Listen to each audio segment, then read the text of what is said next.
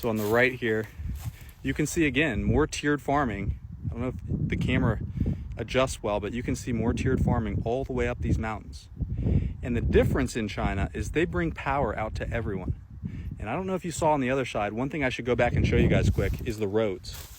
How clean they are and how developed they were. So the rule was one house, one road. So if there was a home out there, or a town out there, I should say, it was like one, I think it was called one village, one road. But that road is immaculate, okay? You see that road? So that should show you how serious they were about connecting people. Same thing with this road down here.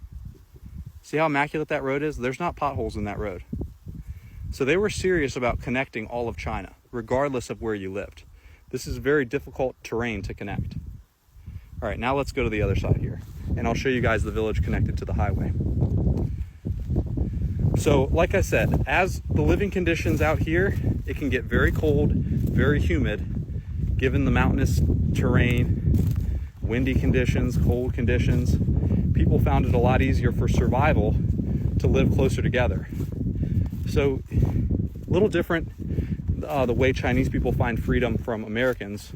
Americans want like a homestead where they have their own, they have their own property. They want 2 acres of land, and they want to defend their land and can their own vegetables and things like that. And Chinese people prefer to be in a small community where they have neighbors to depend on.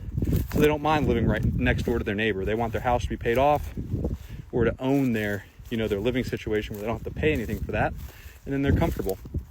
So down here on the other side is where this main highway is. So this was the closest highway to all those villagers who were in the mountain, and you can see this highway runs along, and that's where they built the village. So there's the village down there, and if you see, this is the school, that big white building, and I'll zoom in there on their track. So you can see behind the school is their track, and then in front is the housing. So that's where everybody in the village would live, and it's less than 1,000 people now. So it's a very small village, relatively speaking. And that's it for all the people who used to live in these woods.